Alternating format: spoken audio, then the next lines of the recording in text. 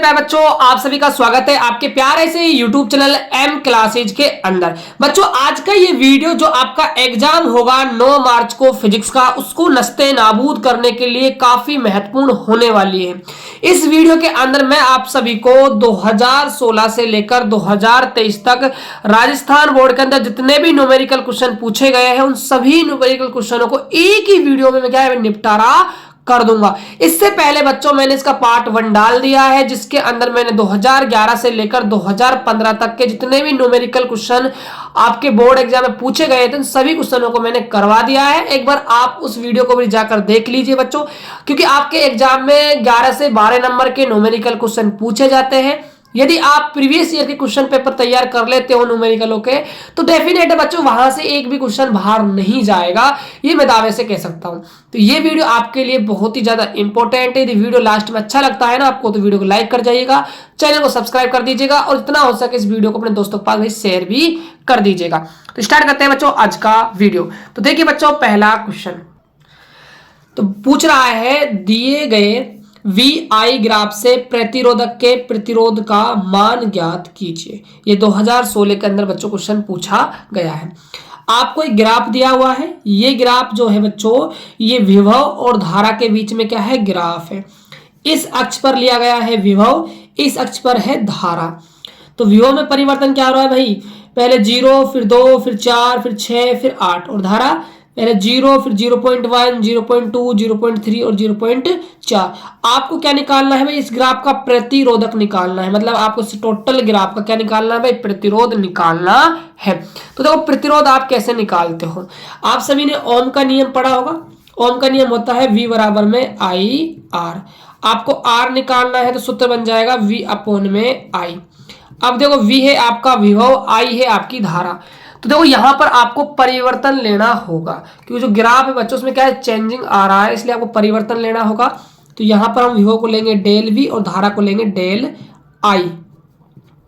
अब देखो del V का मतलब है विभव में कितना परिवर्तन हुआ। तो जो आपका विभव है वो 0 से कितना चेंज हुआ भाई, 8 चेंज हुआ। तो कैसे लिखोगे, 8 माइनस का 0। अंतिम में से प्रारंभिक को हम घटाते हैं जब हम परिवर्तन निकालते हैं। और धारा की बात की जाए तो 0 से धारा कितनी हो गई, 0.4 हो गई। तो 0.4 में से माइनस कर देंगे हम 0 को, तो कितना आएगा भाई, 8/0.4 आ जाएगा। आगे कैसे सोल्व करोगे, यहां से आप पॉइंट हटाते हो तो 4/10 हो जाएगा। 10 आपका टॉप पे चला जाएगा, 80 बटा में क्या हो जाएगा, 4 हो जाएगा। डिवाइड करते हो तो 20 ओम आपका क्या आ जाएगा भाई, प्रतिरोध निकल कर आ जाएगा। तो ऐसे बच्चों क्वेश्चन नंबर फर्स्ट को हम कर देंगे। बात करते हैं क्वेश्चन नंबर हम सेकंड की। तो क्वेश्चन नंबर सेकंड में देखो क्या पूछ रहा है, एक विद्युत बल्ब 220 वोल्ट आपूर्ति वाले 100 वाट शक्ति देने के लिए बनाया गया है। स्रोत की शिखर वोल्टता का मान आपको ज्ञात करना है। मतलब बच्चों आपको V नोट निकालना है, क्योंकि आप सभी ने प्रत्यावर्ती धारा वाला चैप्टर पढ़ा होगा, जिसके अंदर एक तो मान रहता है हमारा RMS, एक रहता है हमारा शिखर मान। ठीक है, यानी वर्ग माध्य मूल मान होता है, एक हमारा शिखर मान होता है। अब देखो ये बिना नाम की चिट्ठी है, इसमें कहा नहीं है भाई ये शिखर मान है या फिर वर्ग माध्य मूल मान है। तो बिना नाम की चिट्ठी आती है उसको हम हमेशा कहाँ पहुंचाते हैं, RMS के पास पहुंचाते हैं। तो ये हमें दिया हुआ है VRMS, कितना है भाई, 220 वोल्ट है। ये हमारी पावर है 100 वाट। आपको शिखर वोल्ट निकालने, मतलब आपको V नोट का मान निकालना है। अब ध्यान दीजिएगा बच्चों, आपको देखो V नोट का मान निकालना है। जो पावर दी हुई है ना आपको, ये किसी भी काम की नहीं है। यहाँ पर ये सिर्फ आपको कंफ्यूज करने के लिए दिया है, ताकि बच्चे कंफ्यूज हो और अपनी गलती कर बैठे। तो सिंपल सा फॉर्मूला है बच्चों, V नोट निकालना है, VRMS पता है, तो आपको VRMS और V नोट में संबंध पता होना चाहिए। क्या होता है भाई, जो VRMS होता है आपका, वो V नोट बटा में क्या होता है, √2 होता है। यहां से आप V नोट निकालते हो तो आप क्या करोगे, VRMS गुणा में क्या करोगे, √2 कर दोगे। V नोट VRMS का मान कितना है, 220 गुणा √2। √2 का मान आप सभी को पता होना चाहिए। √2 का मान होता है भैया 1.414 होता है। जब आप इस मान को 220 से मल्टीप्लाई करते हो तो आपको मिलेगा 311 वोल्ट। आप मल्टीप्लाई कर लेना बच्चों, मैंने कर रखा है। तो ये आपका आ जाएगा V नोट का मान, शिखर वोल्टता बच्चों आपकी आ जाएगी। बात करते हैं नेक्स्ट क्वेश्चन की। अगला क्वेश्चन है आपके सामने कि एक अवतल दर्पण की वक्रता त्रिज्या 40 सेंटीमीटर है। इसकी फोकस दूरी ज्ञात कीजिए। 2016 के अंदर क्वेश्चन पूछा गया है, ध्यान दीजिएगा बच्चों। दर्पण है आपका अवतल, और अवतल दर्पण के अंदर जो वक्रता त्रिज्या होती है, जो फोकस दूरी होती है, वो हमेशा माइनस की ली जाती है। ठीक है, तो आपको दिया हुआ है क्या, वक्रता त्रिज्या, मतलब आर का मान दिया हुआ है 40 सेंटीमीटर। किसकी लेंगे भाई, माइनस की लेंगे। इसकी फोकस दूरी आपको ज्ञात करनी है, एफ आपको निकालना है। तो देखो बच्चों, आपको एफ निकालना है, आर आपको पता है। तो आर और एफ यानी कि वक्रता त्रिज्या और फोकस दूरी में आप सभी ने संबंध पढ़ा होगा। संबंध होता है आर इक्वल टू 2f। आपको एफ निकालना है तो फॉर्मूला बन जाएगा r/2। आर की वैल्यू है -40, अपॉन में क्या है भाई आपका 2 चल रहा है, डिवाइड करते हो तो ये आ जाएगा आपका -20 सेंटीमीटर। आपकी फोकस दूरी निकल कर आ जाएगी। बात करते हैं नेक्स्ट क्वेश्चन की।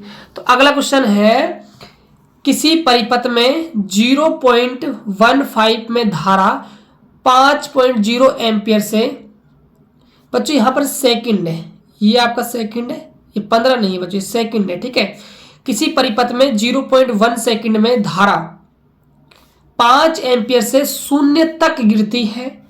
यदि औसत प्रेरित विद्युत वाहक बल 100 वोल्ट है तो परिपथ में प्रेरक के स्व प्रेरकत्व की गणना कीजिए। ये 2016 के अंदर बच्चों क्वेश्चन पूछा गया है।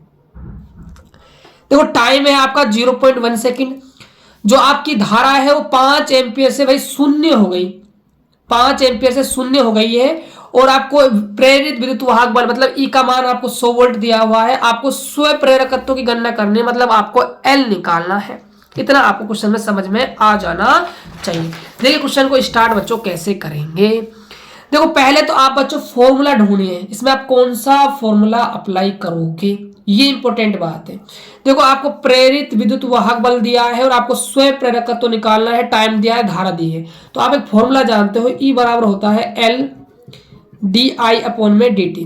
फेराडे के नियम आपने बच्चों पढ़े होंगे, तो वहां से क्वेश्चन है न्यूमेरिकल टाइप का। ठीक है, अब देखिए आपको एल निकालना है तो आपको ई पता होना चाहिए, डी आई आपको पता होना चाहिए, डी टी आपको पता होना चाहिए। देखो ई का मान तो पता है 100 वोल्ट है, डी आई क्या है भाई, डी आई है धारा में चेंज। तो धारा हमारी 5 एम्पियर से कितनी गिरी है भाई, शून्य हो गई है। तो इसको निकाल लेंगे, टाइम हमें दिया हुआ है 0.1 सेकंड। एल निकालना है तो एल का फॉर्मूला बना लो पहले, ई अपॉन में क्या हो जाएगा, डी आई अपॉन में हमारा डी टी हो जाएगा। आगे देखिएगा प्यारे दोस्तों कैसे करना है। अब निकालिए आप डी आई है धारा में चेंज। तो धारा आपकी 5 एम्पियर से कितनी गिरी है भाई, 0 गिरी है। तो चेंज कितना आया भाई, सिर्फ 5 एम्पियर का ही चेंज आया। तो चेंज आया ही नहीं, 5 से डायरेक्ट क्या होगी, 0 हो गई। ठीक है, उसके बाद जो आपका टाइम दिया हुआ है डी टी, वो आपको दिया हुआ है 0.1 सेकेंड। आप इसको सिर्फ मान को आप पुटअप कर दीजिए, आपका आंसर आ जाएगा। ई का मान बच्चों लिख लीजिए आप यहाँ पर 100 वोल्ट आपको दिया हुआ है। तो क्या होगा भाई, तो 100 अपॉन में डी आई का मान 5, इसका मान 0.1। तो 100 बटा में 5, यहाँ से पॉइंट हटेगी तो 1/10 होगा। तो अब देखिए ध्यान से 10 आपका कहाँ चला जाएगा भाई, ऊपर चला जाएगा। तो ये आपका 1000 हो जाएगा। ठीक है, भाग लगाओगे तो कितना आ जाएगा भाई आपका 200 हेनरी, आपका आंसर निकल कर आ जाएगा। ऐसे बच्चों आपको इस क्वेश्चन को करना है। बात करते हैं अब हम नेक्स्ट क्वेश्चन की। तो अगला क्वेश्चन है क्वेश्चन नंबर 5, पूछ रहा है कि सीजियम धातु के लिए देहली आवृत्ति 5.16 इंटू 10⁻14 हर्ट्ज है। इसका कार्य फलन इलेक्ट्रॉन वोल्ट में ज्ञात कीजिए। ये भी क्वेश्चन बच्चों 2016 में पूछा गया है। तो कितने सारे क्वेश्चन बच्चों 2016 में पूछे गए हैं, तो देख सकते हो आप न्यूमेरिकल क्वेश्चनों का कितना इंपॉर्टेंस है भाई एग्जाम में। इसलिए कह रहा हूं भाई अच्छे से तैयार कर लो, इससे बाहर कुछ नहीं जाएगा। ठीक है, तो देहली आवर्ती दी हुई है, कार्यफलन आपको निकालना है। तो देखिए आप इसको कैसे करोगे। तो आपको देहली आवर्ती मतलब आपको न्यू नोट का मान दिया हुआ है 5.16 इंटू 10⁻14 हर्ट्ज। कार्यफलन निकालना है मतलब आपको फाई नोट का मान निकालना है। तो फॉर्मूला जानते हो आप सभी कि कार्य जो फलन होता है वो इक्वल टू होता है एच न्यू नोट के। न्यू नोट निकालना है तो फॉर्मूला बन जाएगा फाई नोट अपॉन में एच। तो न्यू नोट बराबर फाई नोट बच्चा फाई नोट तो निकालना है ना, इस फॉर्मूला क्यों बना रहे हो, रहने दीजिए, इससे काम चलेगा हमारा तो, क्योंकि हमें फाई नोट तो निकालना है। ठीक है, तो फाई नॉट बराबर एच का वैल्यू कितना होता है, एच है भाई प्लांक नियतांक, कितना वैल्यू होता है 6.62 इंटू 10⁻⁻⁴ गुणा न्यू नोट का मान कितना है 5.16 इंटू 10⁻14। ठीक है, अब देखिए बच्चों आप इस सबको मल्टीप्लाई कर लीजिएगा, मैंने आपको फॉर्मूला रख के बता दिया है। आप इसको कैलकुलेट करते हो तो आपका आंसर आएगा 34.15 गुणा 10⁻⁻20 जूल बच्चों आपका आंसर निकल कर आ जाएगा। इस फॉर्मूले की कोई जरूरत नहीं है बच्चों, क्योंकि हमें फाई नॉट निकालना था। तो इतना आपका आंसर आएगा, आप मैच कर लीजिएगा। ठीक है, बात करते हैं बच्चों नेक्स्ट क्वेश्चन की, जो सबसे ज्यादा इंपॉर्टेंट क्वेश्चन है और आपके दिमाग को खर्च करेगा।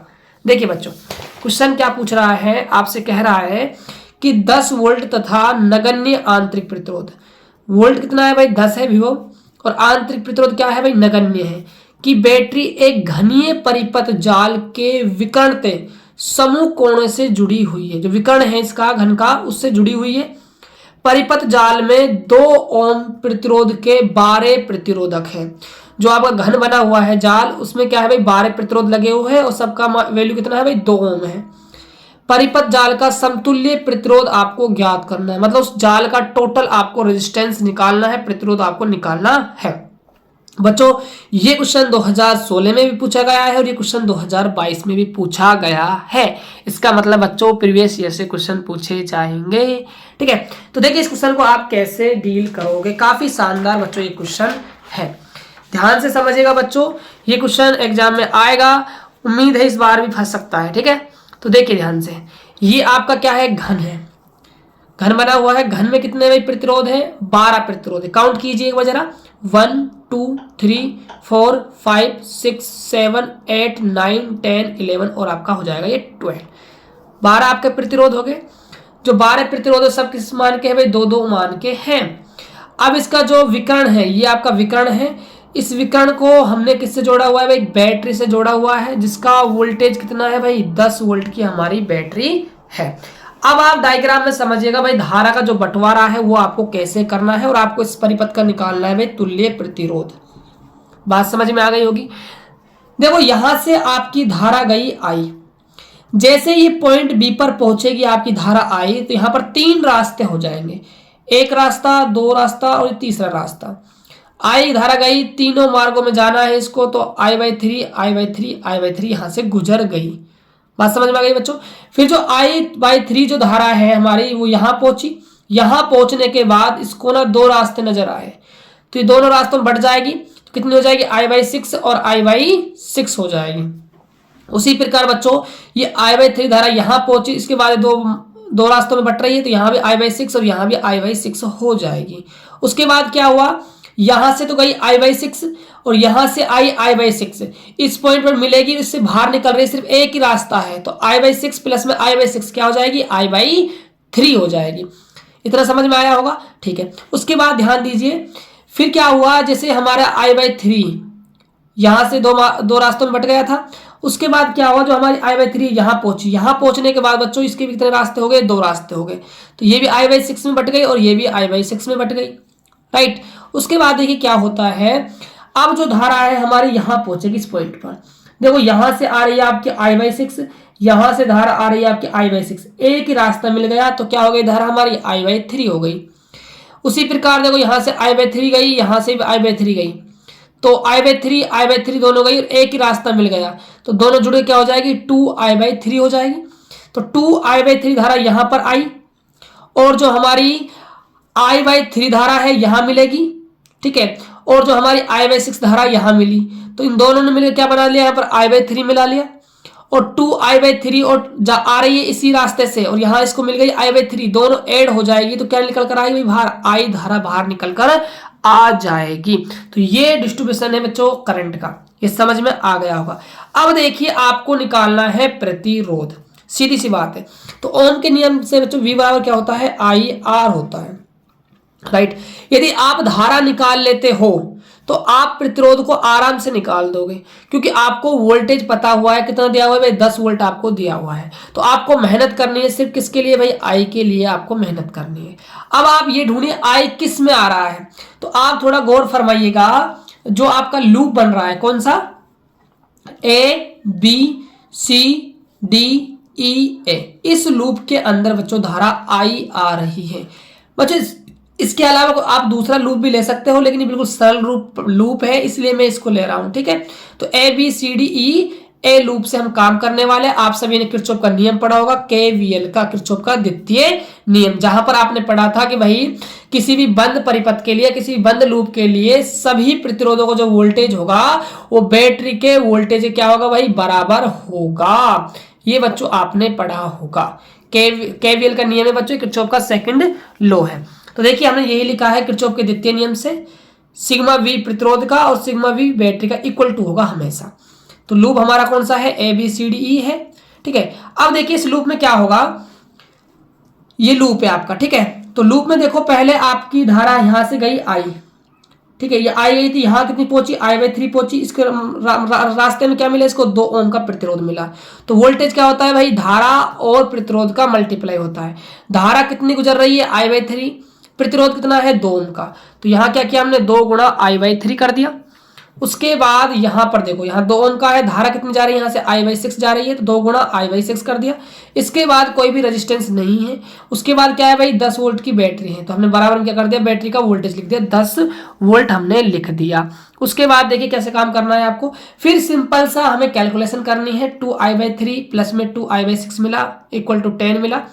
एलसीएम आया बच्चों 6, यहां से आपका मिल जाएगा 4I प्लस में 2I, 6 को वहां मल्टीप्लाई कर देंगे बच्चों। ठीक है, ये 60 हो जाएगा, 6 का आप डिवाइड कर दोगे 10, यानी धारा का मान आ जाएगा आपका 10 एम्पियर धारा निकल कर आ जाएगी। उसके बाद फिर आपने क्या लगा दिया भाई, ओम का नियम लगा दिया, V बराबर IR, R निकालोगे तो V अपॉन में I हो जाएगा।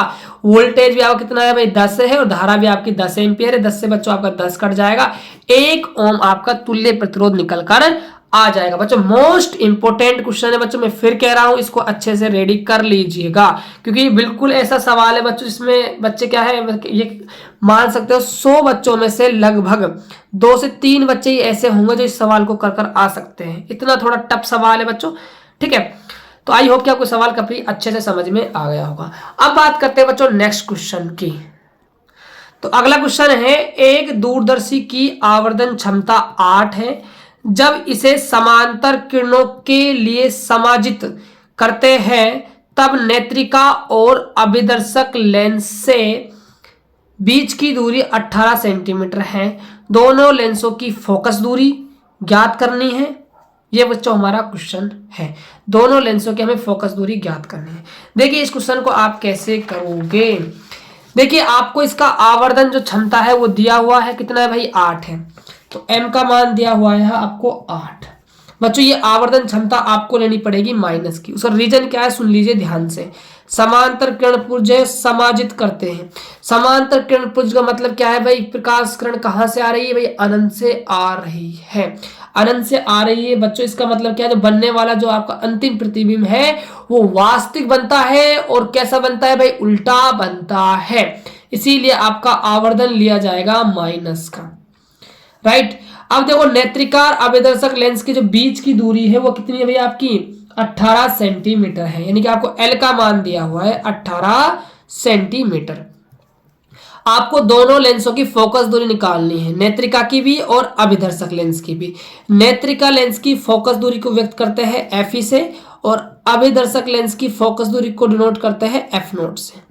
ये हमें निकाल कर दिखानी है, ठीक है। अब देखिए आवर्धन का आप फॉर्मूला जानते हैं, m बराबर होता है माइनस का F0 बटा में Fe होता है। तो m का मान कितना है भाई आपका, माइनस का 8 है, ये माइनस का F0 है, बटा में क्या है, Fe है। माइनस से आपका माइनस कैंसिल आउट हो जाएगा, यहां से आपका जो F0 का मान है वो निकल कर आ जाएगा 8 Fe निकल कर आ जाएगा।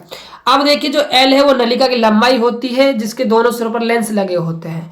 तो इस नलिका की जो लंबाई होती है L, वो होती है मैग्नीट्यूड F0 प्लस में Fe। ध्यान दीजिएगा L का मान आपको पता है कितना है भाई, 18 है। F0 का जो वैल्यू है वो 8 Fe आ चुका है, तो 8 Fe प्लस में Fe हो जाएगा।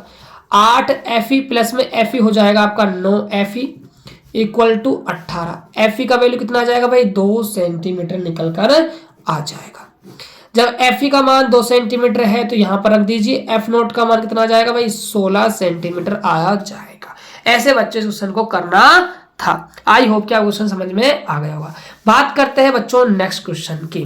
तो अगला क्वेश्चन देखिए, क्वेश्चन नंबर 8 क्या है, पीएन संधि की अवच्छेद परत की चौड़ाई 1 माइक्रोमीटर है एवं रोधी का विभव जो है वो 0.7 वोल्ट हो तो संधि पर उत्पन्न विद्युत क्षेत्र का मान आपको ज्ञात करना है। काफी बच्चों इजी क्वेश्चन ये पूछ लिया गया है।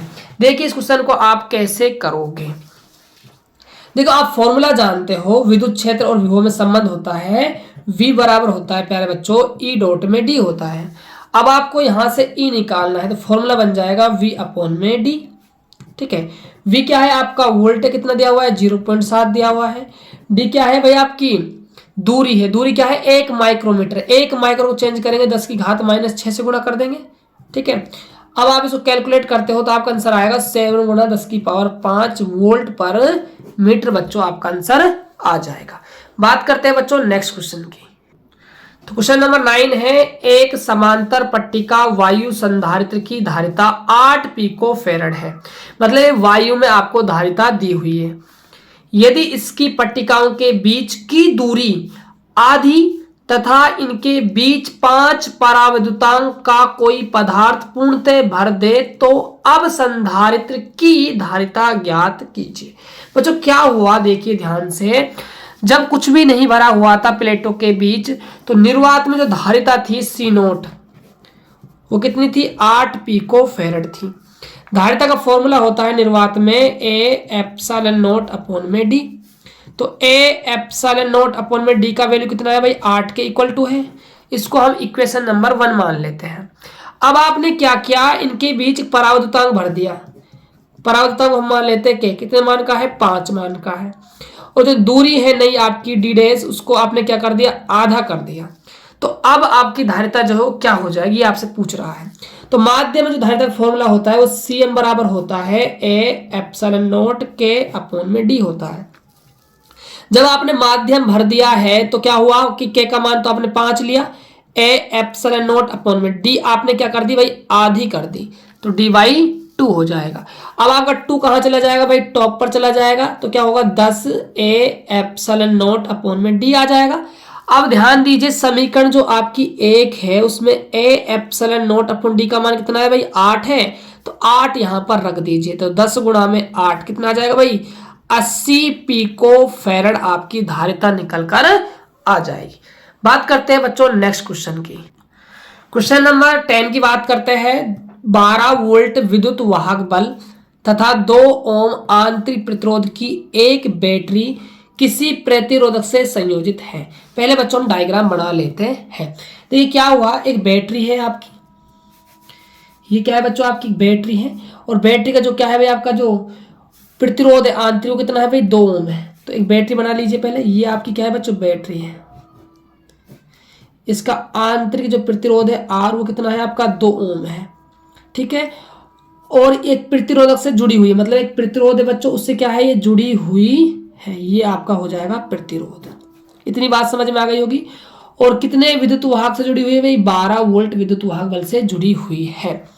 तो ये आपका जो विद्युत वाहक बल है प्लस माइनस मान लीजिए विद्युत वाहक बल को, ये आपका कितना है भाई 12 वोल्ट है।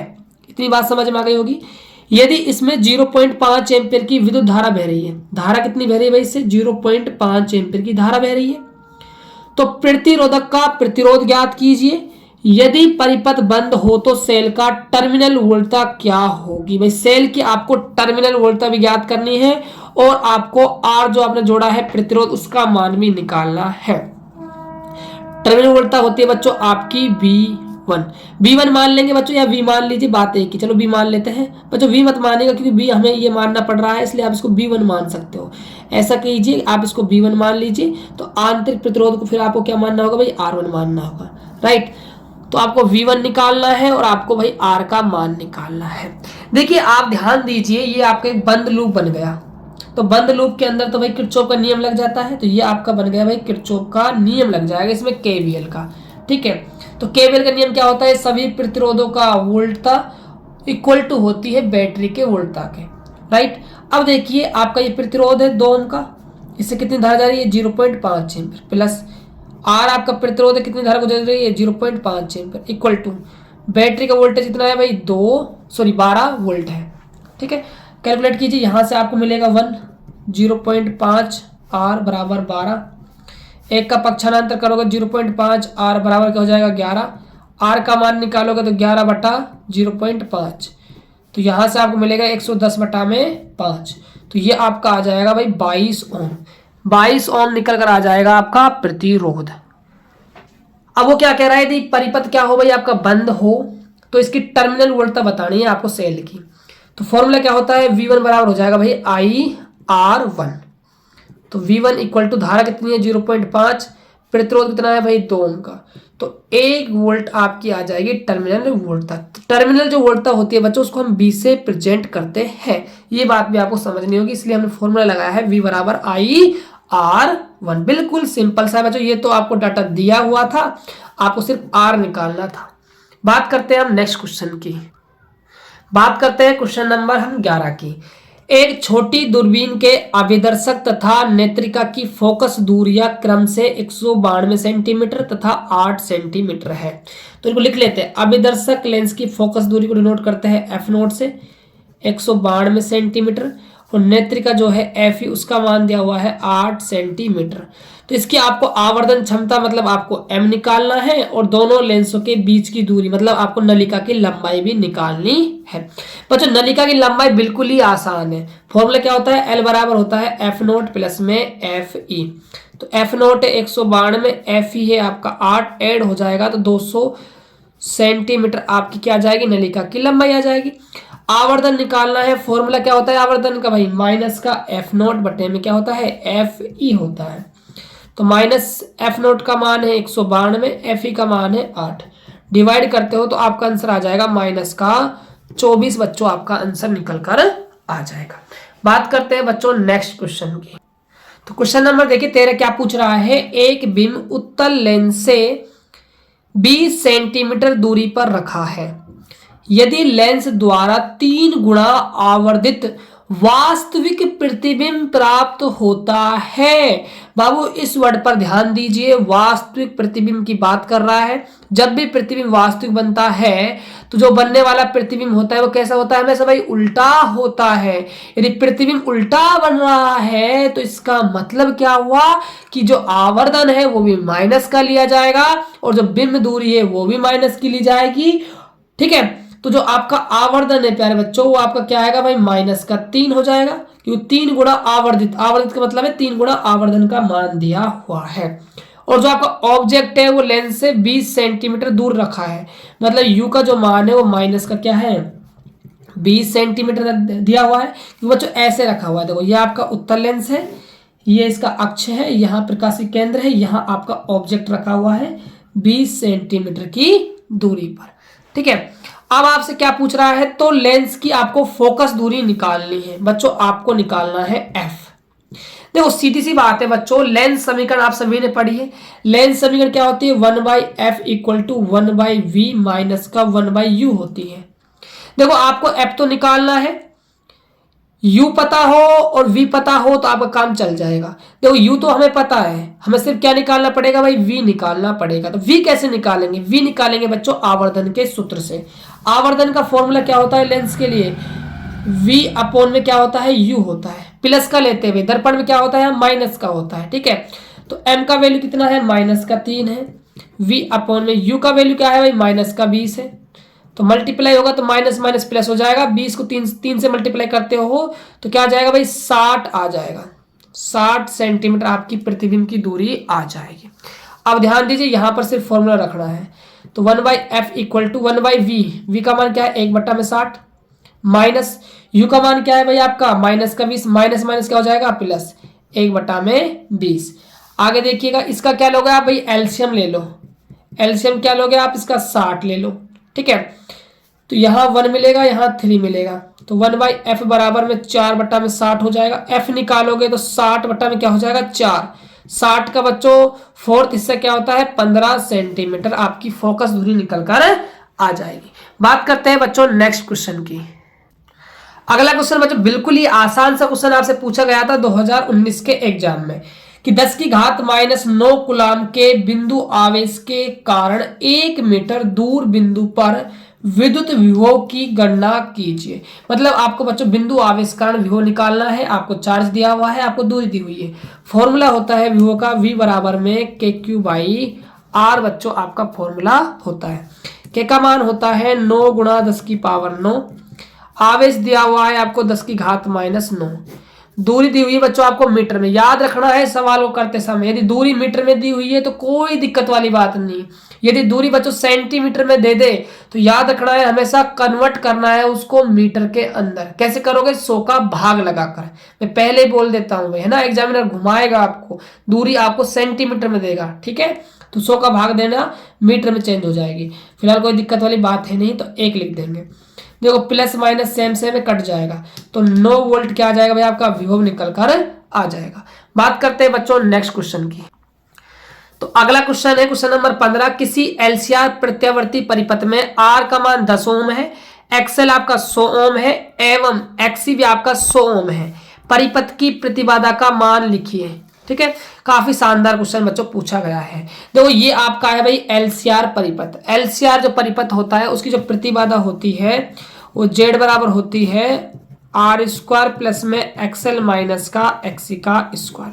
अब आप थोड़ा गौर फरमाइए, जो एक्सएल बराबर है एक्सी के, एक्सएल होता है प्रेरणिक प्रतिघात, एक्सी होता है धारतीय प्रतिघात। जब प्रेरणिक प्रतिघात का मान 100 ओम है और धारतीय प्रतिघात का मान भी 100 ओम है, इसका मतलब दोनों बराबर है। जब ये दोनों बराबर होते हैं तो परिपथ कौन सी अवस्था में होता है भाई? अनुनाद की अवस्था में होता है। और जब परिपथ अनुनाद की अवस्था में होता है तो जो प्रतिबाधा होती है वो हमारी आर ही होती है।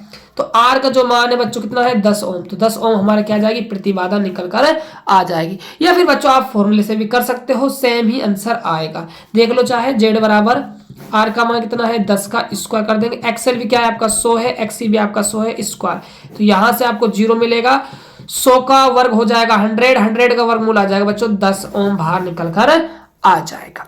बात करते हैं बच्चों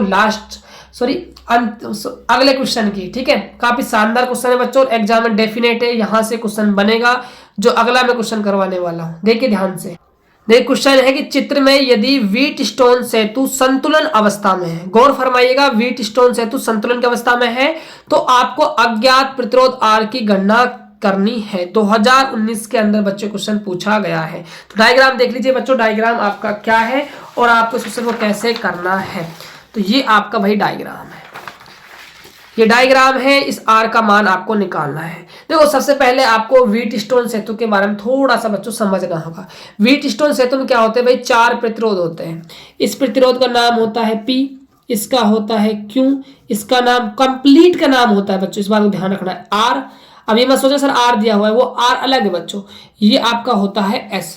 जब आपका व्हीटस्टोन सेतु संतुलन की अवस्था में होता है तो व्हीट जो स्टोन है आपका सेतु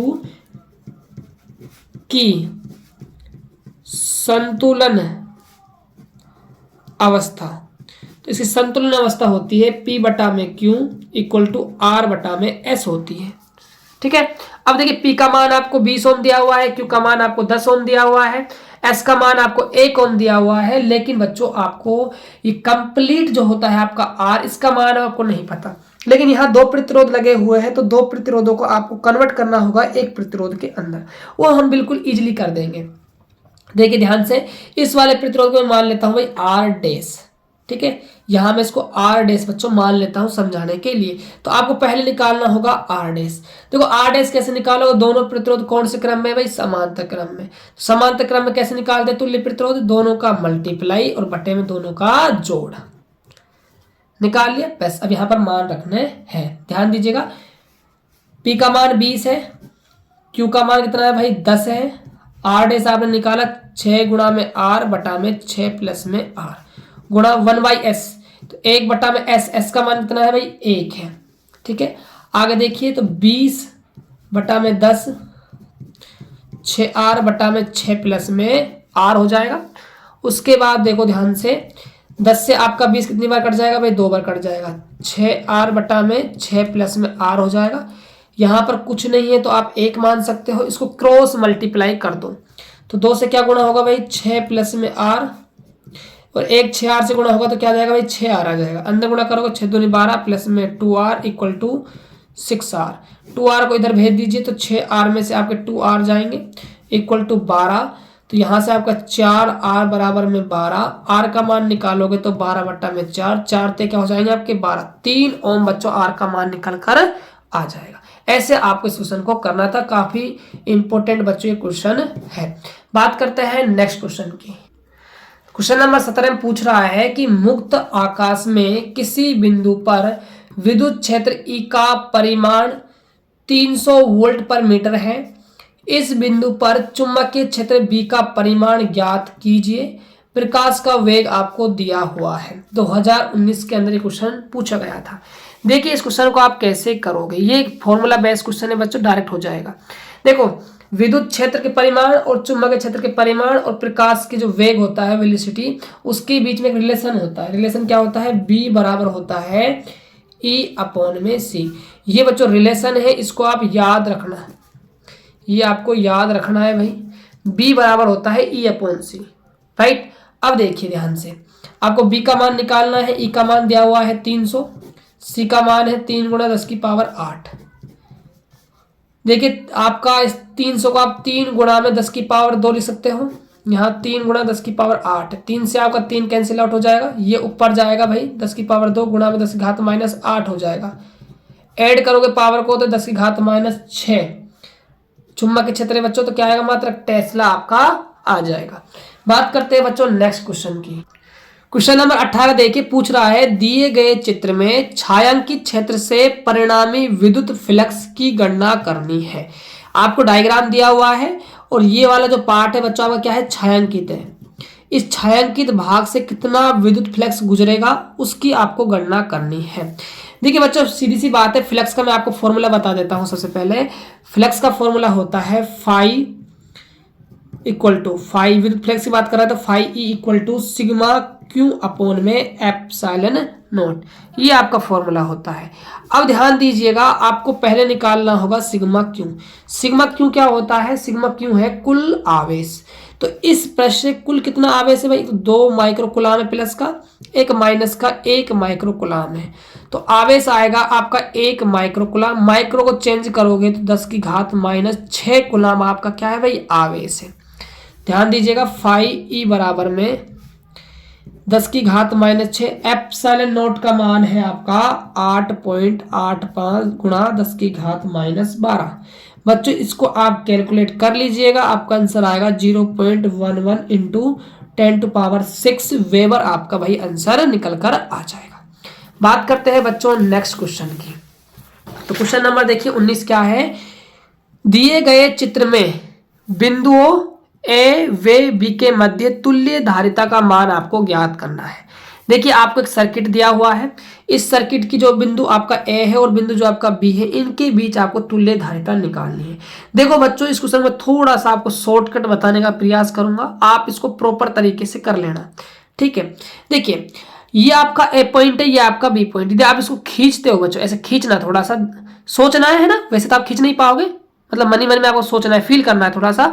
इसको आप खींचोगे ना तो ये दोनों जो संधारित्र है, ये कौन से क्रम में है, समांतर में, ये कौन से क्रम में है, समांतर में। तो इन दोनों से आपको पहले एक संधारित्र बनाना होगा। तो यहाँ पर हम समांतर क्रम जो फॉर्मूला है धारिता के लिए वो लगा देंगे, तो एक संधारित्र बन जाएगा, यहाँ से भी एक संधारित्र बन जाएगा। उसके बाद आप देखोगे ध्यान से, यहाँ पर और यहाँ पर एक संधारित्र, 2 संधारित्र हो जाएंगे। फिर दोनों संधारित्रों को हमें जोड़ के बनाना है, दोबारा से एक संधारित्र बनाना है। ये दोनों कौन से क्रम में होंगे, फिर श्रेणी क्रम में होंगे। फिर हम श्रेणी क्रम का फॉर्मूला लगा देंगे। सेम बच्चों कंडीशन यहाँ है, यहाँ भी 2 संधारित्र रहेंगे। कौन से क्रम में रहेंगे, श्रेणी क्रम में। तो श्रेणी क्रम का फॉर्मूला लगा देंगे। श्रेणी क्रम जब हम फॉर्मूला लगाएंगे तो यहाँ भी एक संधारित्र बन जाएगा और यहाँ भी एक संधारित्र बन जाएगा। और ये दोनों संधारित्र कौन से क्रम में रहेंगे भाई, ये आपके समांतर क्रम में रहेंगे। फिर हम समांतर क्रम का फॉर्मूला लगा देंगे और हमारे पास ए और बी की भी तुल्य धारिता आ जाएगी। समझना बच्चों थोड़ा सा ध्यान से। देखो CS और आपका CP। CS क्या होता है भाई, CS है आपका श्रेणी क्रम में धारिता। फॉर्मूला होता है 1/C1 प्लस में 1/C2, 1/CS लिख देता हूं बच्चों, 1/C3, ऐसे हमारा चलता है। और बात की जाए यदि बच्चों किसमें, समांतर क्रम में, तो चलता है C1 प्लस में C2 प्लस में C3, ऐसे हमारा चलता है। ये आपको थोड़ा सा समझना होगा, ठीक है। अब देखिए जब हम दो संधारित्रों की बात करते हैं तो जो श्रेणी क्रम का जो फॉर्मूला होता है धारिता का, क्या होता है, दोनों धारिताओं का मल्टीप्लाई बटे में दोनों का टोटल। और जो पैरेलल में होता है वो दोनों क्या होता है भाई, ऐड होता है। अब ये दोनों कौन से क्रम में भाई, ये आपके दोनों कौन से क्रम में है, समांतर क्रम में। तो एक और एक मिल क्या बना लेंगे, ये 2 माइक्रोफेरेड धारिता बना लेंगे। ये 4 और 4 है, कितना बना लेंगे, ये 8 माइक्रोफेरेड बना लेंगे। अब ये 2 माइक्रोफेरेड और आपका 2 माइक्रोफेरेड कौन से क्रम में हो गए, ये श्रेणी क्रम में हो गए। तो श्रेणी क्रम में क्या होगा भाई, दोनों का मल्टीप्लाई 2 गुणा 2 बटे में दोनों का टोटल, 2 प्लस 2 4, और यहां से 4 कितना आ जाएगा, 1 माइक्रोफेरेड आ जाएगा। यहां ध्यान दीजिएगा ये दोनों कौन से क्रम में है, ये भी आपके कौन से श्रेणी क्रम में। तो कैसे निकालोगे, दोनों का मल्टीप्लाई 8 गुणा में 8 बटे में 8 प्लस में 8, 8 64, ठीक है, 8 और 8 16, तो 16 का भाग 64 में कितनी बार गए भाई, 4 बार माइक्रोफेरेड आपकी धारिता बच्चों आ गई। अब यहां भी एक संधारित्र बन चुका है, यहां भी एक संधारित्र बन चुका है। दोनों कौन से क्रम में है, ये समांतर क्रम में है। दोनों धारिता को ऐड कर देंगे, 1 और 4 5 माइक्रोफेरेड आपके टोटल बच्चों धारिता निकल कर आ जाएगी। बात करते हैं बच्चों नेक्स्ट क्वेश्चन की। अगला क्वेश्चन है, यंग ड्यूसलिट प्रयोग में फिन चौड़ाई 2 mm दी हुई है।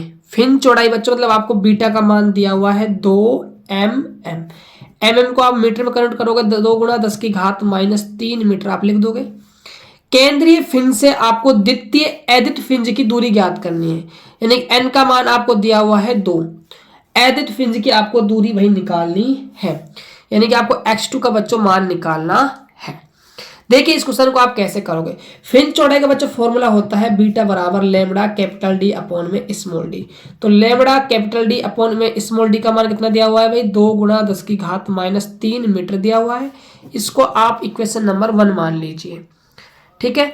अब देखिए आपको क्या निकालना है भाई, केंद्रीय फिन से द्वितीय एदित फिंज की आपको दूरी निकालनी है।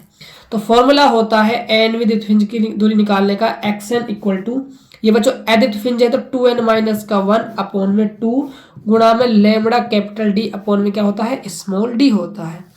अब देखिए n का मान आपको दिया हुआ है कितना है, 2 है, तो यहां पर आप 2 जमा दोगे, 2 गुणा में 2 माइनस का 1 बटा में 2 गुणा में लैम्बडा कैपिटल डी अपॉन में स्मॉल डी का मान क्या है भाई, 2 गुणा 10 की घात -3।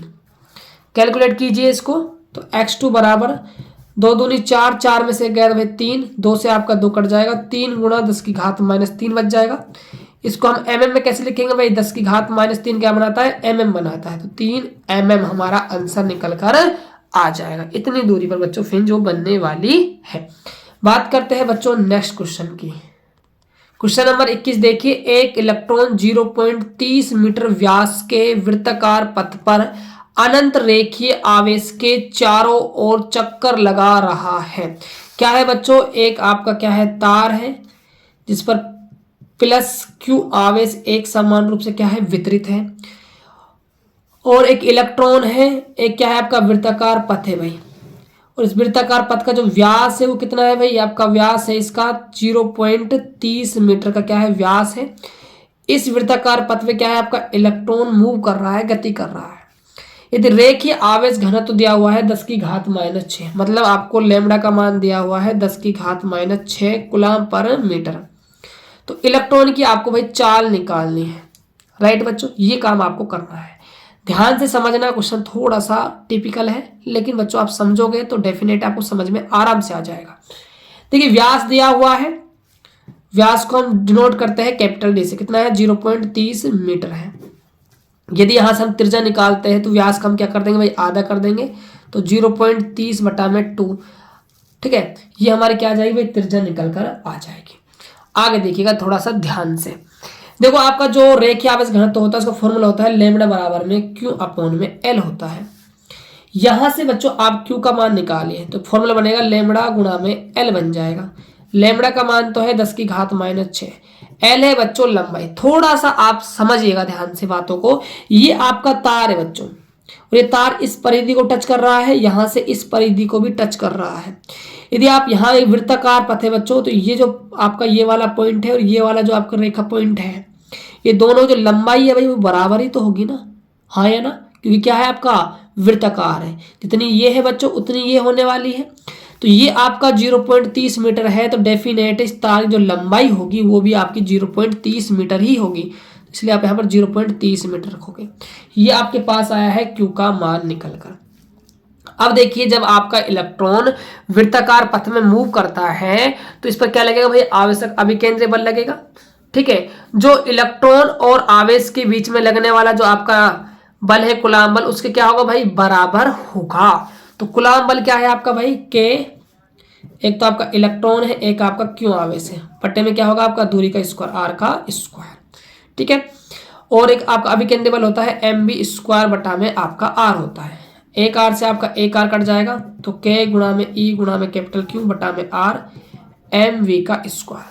अब देखिए आपका वी स्क्वायर क्या हो जाएगा, यहाँ से के ई क्यू अपॉन में आर और गुणा में क्या हो जाएगा आपका एम हो जाएगा। आपको v निकालना है तो आप क्या कर दोगे, इसका रूट कर दो, के ई क्यू बटा में आर गुणा में एम हो जाएगा।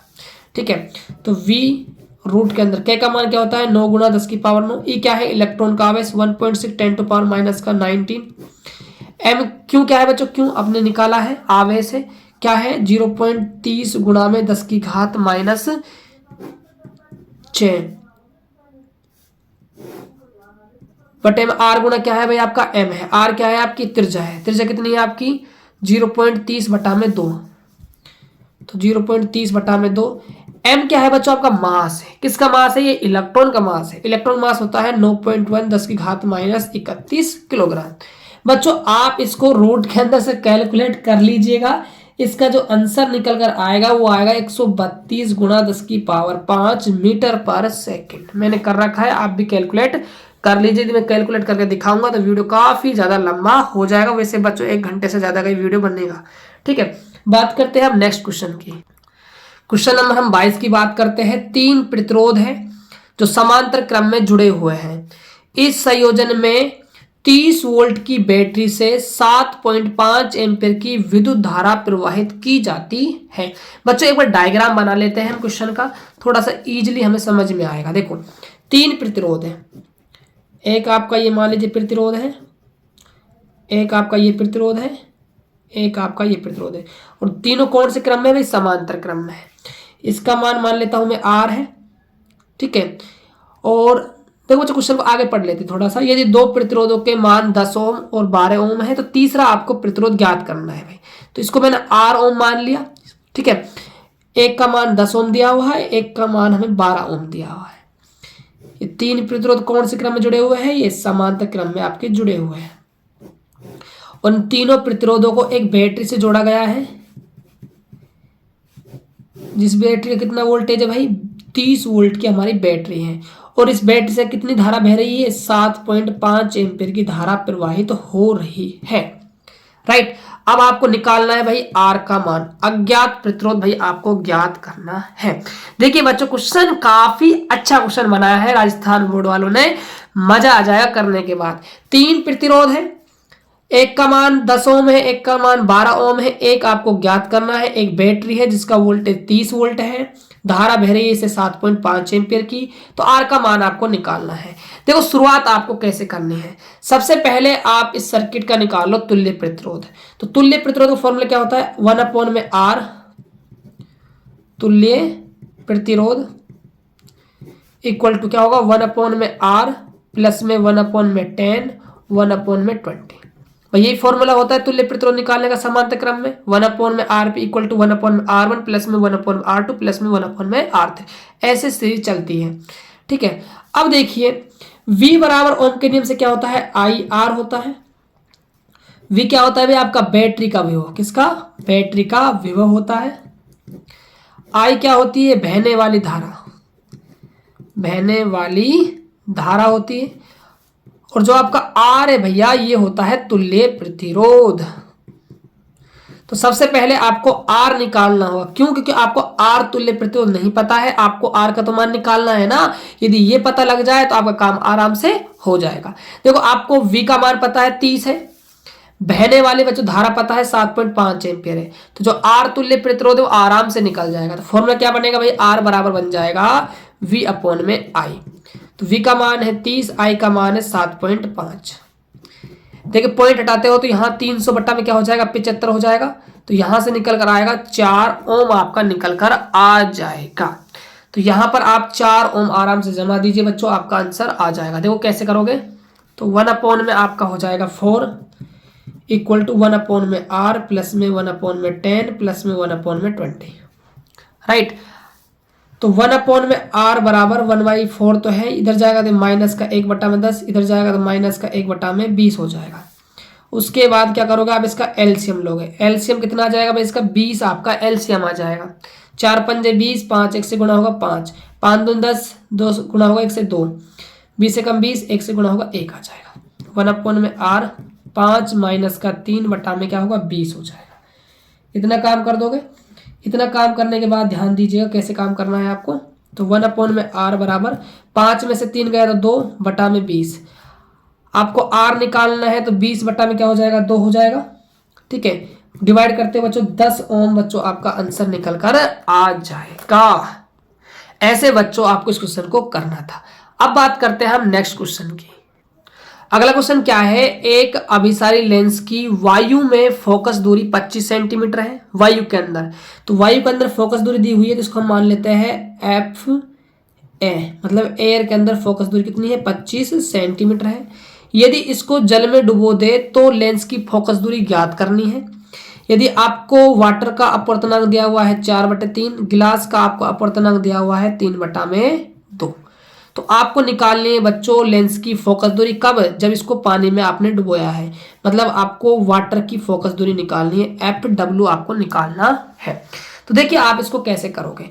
आप सभी ने बच्चों एक फॉर्मूला पढ़ा होगा, क्या होता है 1/f इक्वल टू क्या होता है n माइनस का 1, 1 में r1 माइनस का 1 में r2 होता है। स्टार्टिंग में क्या था, जो आपका लेंस था वो क्या था भाई वायु के अंदर था। तो 1 में हम वायु की जो फोकस दूरी है उसको f1 ले लेंगे वायु के अंदर, ठीक है। जो आपका n होता है ये क्या होता है भाई n2 बटा में आपका n1 होता है। n2 किसका आएगा भाई, आपका ग्लास का अपवर्तनांक आएगा, और n1 क्या है आपका वायु का अपवर्तनांक आएगा, माइनस का 1 हो जाएगा। 1 में r1 माइनस का 1 में r2। देखिए 1/f1 यानी कि f1 का आपको f1 नहीं बच्चों fa है, सॉरी है ना। तो fa का मान आपको दिया हुआ है 25 है, तो 1/25। ng का मान देखो, ng ये रहा 3/2 को हम लिख सकते हैं 1.5 बच्चों हम लिख सकते हैं। na क्या है आपका वायु का अपवर्तनांक, वायु का अपवर्तनांक 1 होता है, भाग लगाओगे तो कुछ फर्क पड़ने वाला है नहीं, तो 1.5 माइनस का 1, 1 में r1 माइनस का 1 में r2 आपका चलेगा क्योंकि वक्रता त्रिज्या नहीं दी है। देखिए ध्यान से 1/25, यहाँ से कितना बचेगा 0.5, 1 में r1 माइनस का 1 में r2 बचेगा। 0.5 को बच्चों आप क्या लिख सकते हो, आप इसको 1/2 लिख सकते हो। 1/2 लिखोगे, 2 को आप क्रॉस मल्टीप्लाई कर दीजिए, तो आपका जो आएगा 1/r1 माइनस का 1/r2 आएगा, वो 2 बटा क्या आएगा आपका 25 आ जाएगा, कटने वाला है नहीं। इसको आप इक्वेशन नंबर 1 नाम दे दो। अब आपने क्या किया, इस लेंस को लिया और आपने इसको पानी में डाल दिया, ठीक है। तो पानी में डालते हो तो हम कहेंगे कि 1 में FW लिखेंगे, वाटर के अंदर फोकस दूरी। अब देखो यहाँ पर जो N2 है, N2 तो आपको क्या रहेगा भाई ग्लास का अपवर्तनांक रहेगा, और N1 क्या है वाटर के अंदर जा चुका है, यानी कि अब वाटर का अपवर्तनांक लिया जाएगा NW माइनस का 1, 1 में r1 माइनस का 1 में r2। आगे देखिएगा 1 में FW, Ng का मान आपको कितना दिया हुआ था 3/2, NW का मान आपको 4/3 दिया हुआ है, माइनस का 1, 1 में r1 माइनस का 1 में r2 दिया हुआ है। 1 में FW, देखिए 3 आपका ऊपर चला जाएगा, 3 तिया 9 हो जाएगा, और 4 दूनी आपका 8 हो जाएगा, माइनस का 1 हो जाएगा। 1 में r1 माइनस का 1 में r2। 1 में FW, यहाँ से आपका आएगा 1/8 गुणा में 1 में r1 माइनस का 1 में r2। अब आप इक्वेशन नंबर 1 को थोड़ा ध्यान से देखिए। 1/r1 माइनस 1/r2 का मान कितना है 2/25 है, तो यहाँ पर आप 2/25 जमा दीजिए। 1/FW बराबर 1/8 और ये 2/25 हो जाएगा। 2 से आपका 8 कट जाएगा 4 बार, तो 1 में FW बराबर हो जाएगा 1/25 को आप 4 से मल्टीप्लाई करते हो तो 100 देगा। FW निकालते हो तो आपका आ जाएगा भाई 100 सेंटीमीटर। बच्चों आपका फोकस दूरी निकल कर आ जाएगी। कितना शानदार क्वेश्चन था बच्चों। आई होप कि आपको क्वेश्चन काफी अच्छे से समझ में आ गया होगा। बच्चों वीडियो अच्छा लग रहा हो तो वीडियो को लाइक कर दीजिए, प्यारा सा कमेंट भी जरूर कर दीजिएगा। बात करते हैं बच्चों नेक्स्ट क्वेश्चन की। बात करते हैं क्वेश्चन नंबर 24 की। एक कुंडली का 50 हर्ट्ज आवृत्ति पर शक्ति गुणांक 0.707 है। बच्चों ये जो 0.707 है इसका मान होता है 1/√2। ये 1/√2 का मान होता है 0.70। ये बात आपको ध्यान में रखनी होगी।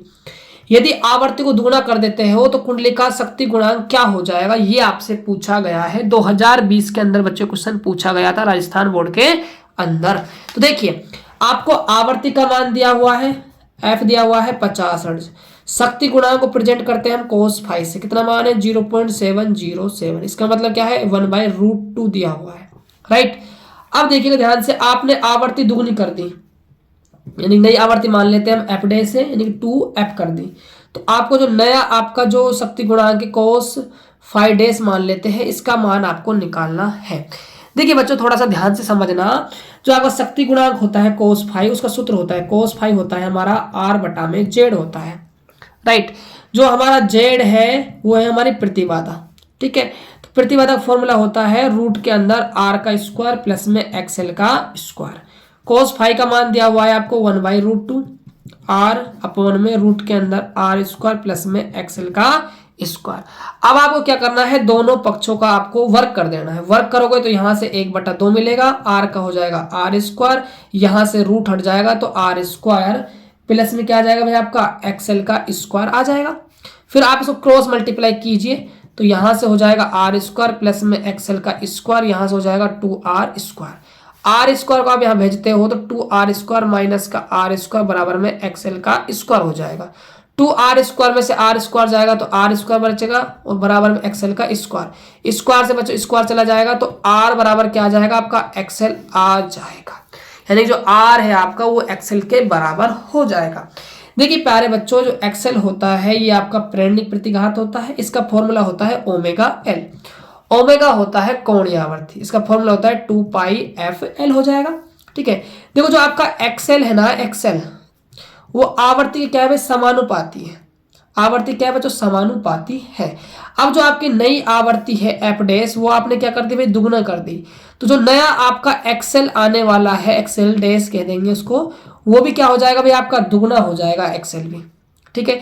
जब आपका एफ डैश 2f हो गया, एक्सेल आपका 2xl हो गया, तो जो कोणीय आवर्ती है वो भी तो आपकी भाई दुगुनी हो जाएगी ना, 2 ओमेगा हो जाएगी, ठीक है। अब हम बात करते हैं नए शक्ति गुणांक cos डैश फाई की। तो r में रूट के अंदर r² प्लस में, अब एक्सेल नहीं रहा, अब क्या बन गया, ये 2xl बन गया भाई, तो 2xl² हो जाएगा, राइट। तो cos dash phi equal to r में रूट के अंदर r² प्लस में 4xl²। बच्चों में सिद्ध कर चुके हैं जो एक्सेल है वो r के बराबर है, तो r में रूट के अंदर r² प्लस में 4, यह हो जाएगा आपका r²। तो r में रूट के अंदर r² प्लस में 4r², ये हो जाएगा 5r², ठीक है।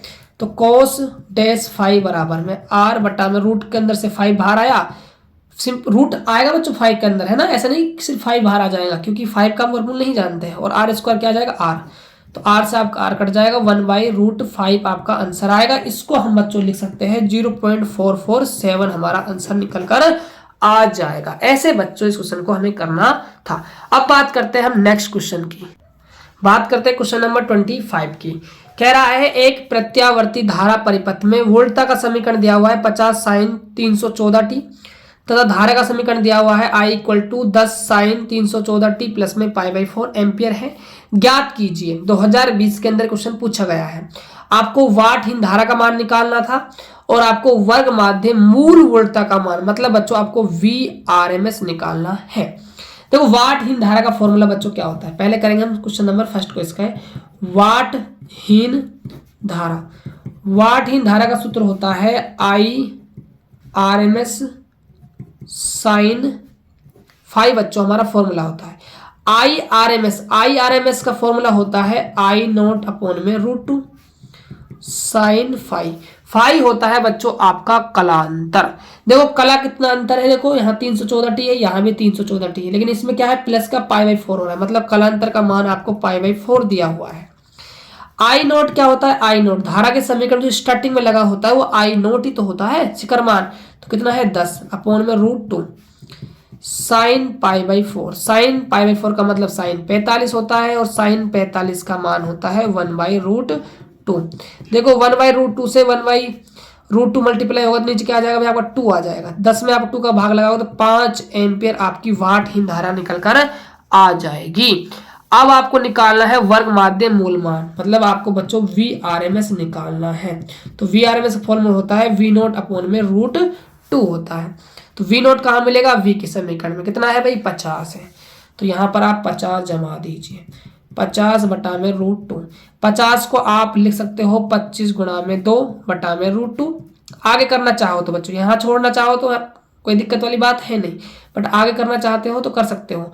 50 को आप लिख सकते हो 25 गुणा 2, 2 को आप लिख सकते हो √2 गुणा में √2 बटे में √2। √2 से आपका √2 गया तो आपका आंसर आ जाएगा 25√2 वोल्ट बच्चों, आपका आंसर निकल कर आ जाएगा। बात करते हैं बच्चों नेक्स्ट क्वेश्चन की।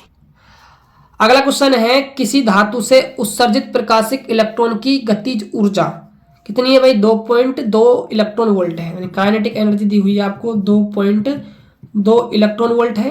निरोधी विभव का मान निकालना है, मतलब आपको V0 निकाल कर बताना है।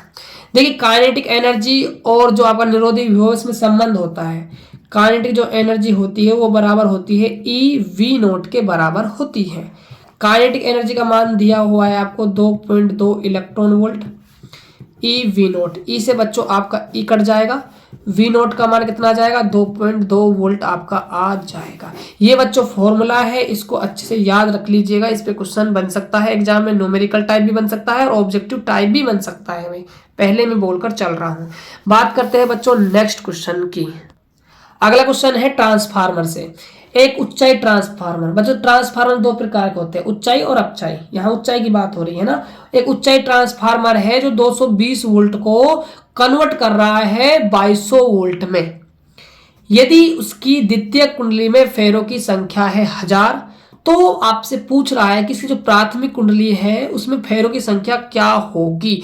बच्चों ये क्वेश्चन पूछा गया है 2021 के अंदर। इससे पहले जो क्वेश्चन पूछा गया था वो भी 2021 के अंदर पूछा गया था, लेकिन ये आया है बच्चों मॉडल सेट के अंदर, क्योंकि 2021 में बच्चों आपके एग्जाम नहीं हुए थे लॉकडाउन की वजह से। लेकिन जो अपना राजस्थान बोर्ड है उसने जो मॉडल पेपर जारी किया था उसमें ये क्वेश्चन दिया था, तो मैंने मॉडल प्रश्न पत्र के भी क्वेश्चन बच्चों लिए हैं 2-3, है ना, तो दिक्कत वाली बात है नहीं। काफी अच्छा क्वेश्चन है बच्चों, ठीक है। तो देखिए ध्यान से बच्चों, इस क्वेश्चन करने से पहले आपको ट्रांसफार्मर की समीकरण याद होनी चाहिए। ट्रांसफार्मर की समीकरण, ट्रांसफार्मर की समीकरण होती है BP अपॉन में BS इक्वल टू NP बटा में NS equal to IS upon में IP। इसका मतलब क्या है समझिए। BP का मतलब है प्राइमरी यानी कि प्राथमिक कुंडली में वोल्टता, सेकेंडरी कुंडली में वोल्टता। NP का मतलब है प्राथमिक जो कुंडली है प्राइमरी उसमें फेरों की संख्या, और NS का मतलब है सेकेंडरी जो कोइल है उसमें फेरों की संख्या। IS का मतलब है बच्चों की द्वितीय कुंडली में बहने वाली धारा। IP का मतलब है पहली कुंडली यानी प्राइमरी कुंडली में बहने वाली धारा।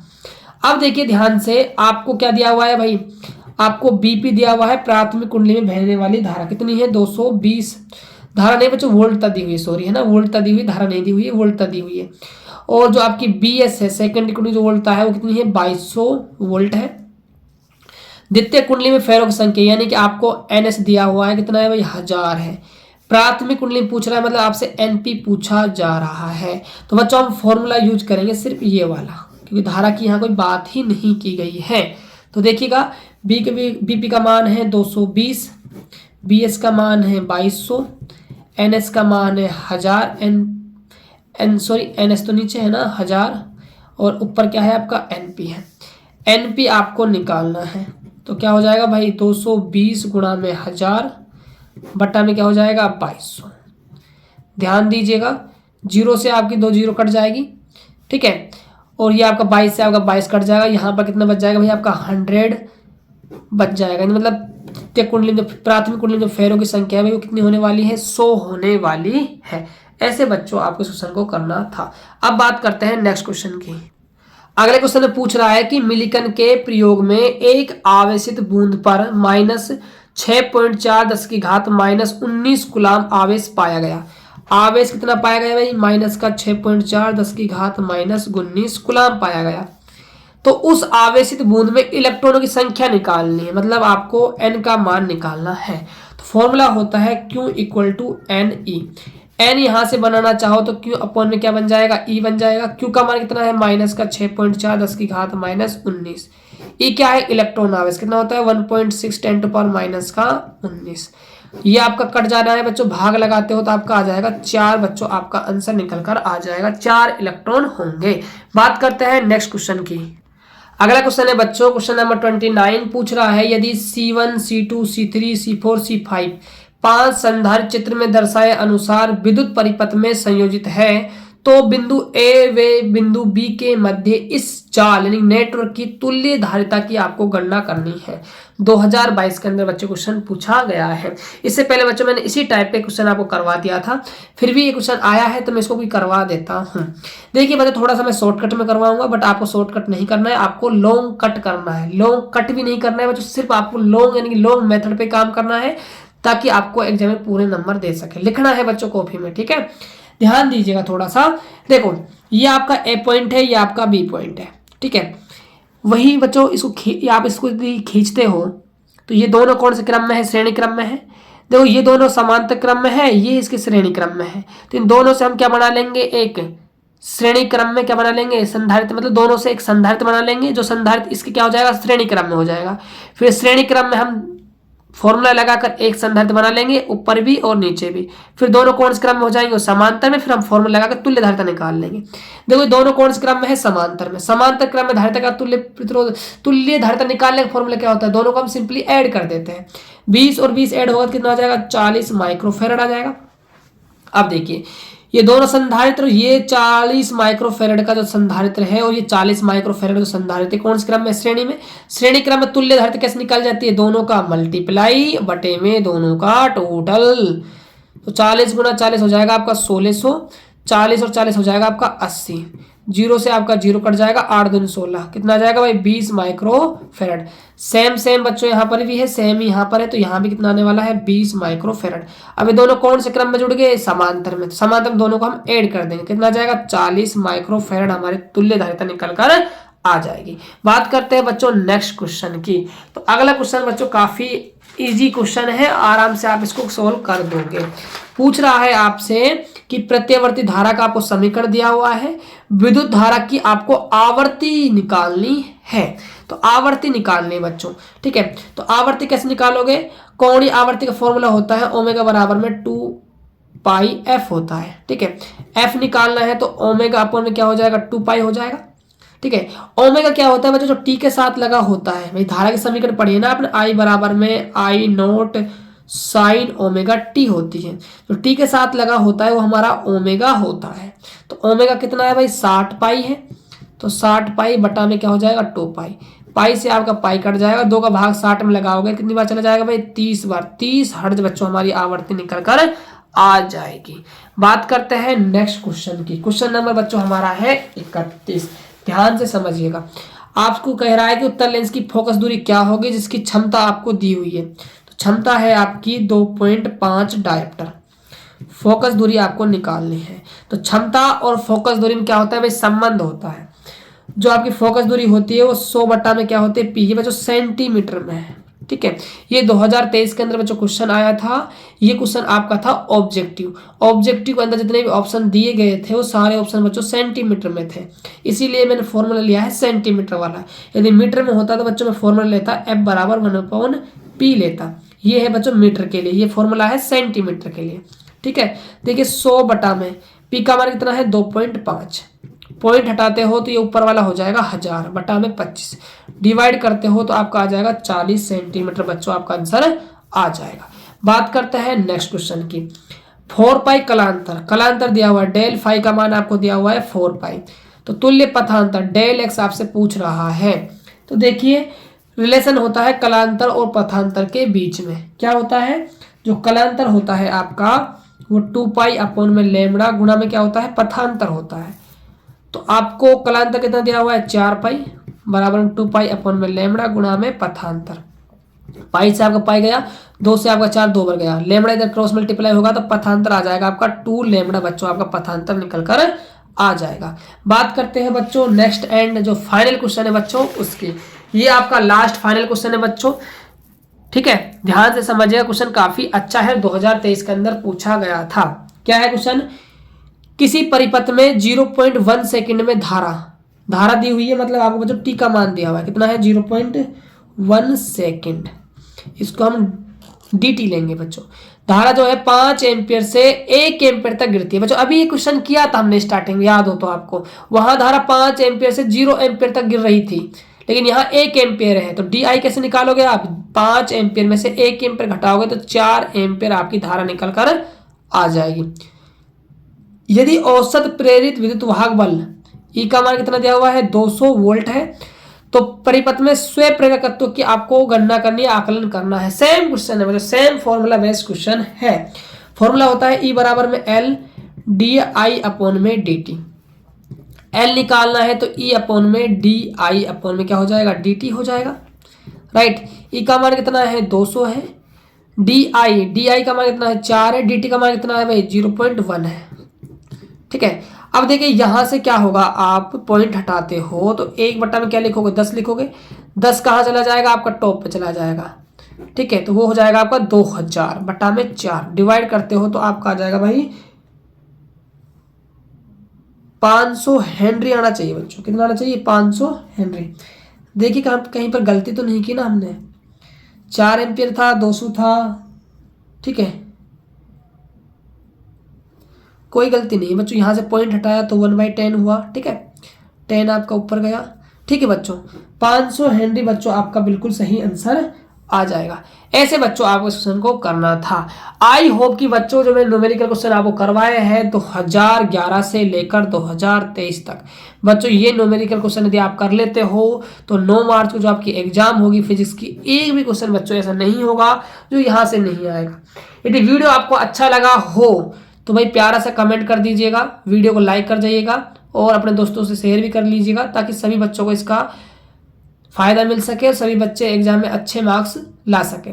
मिलते हैं बच्चों एक और बेहतर वीडियो के साथ, तब तक के लिए जय हिंद, वंदे मातरम।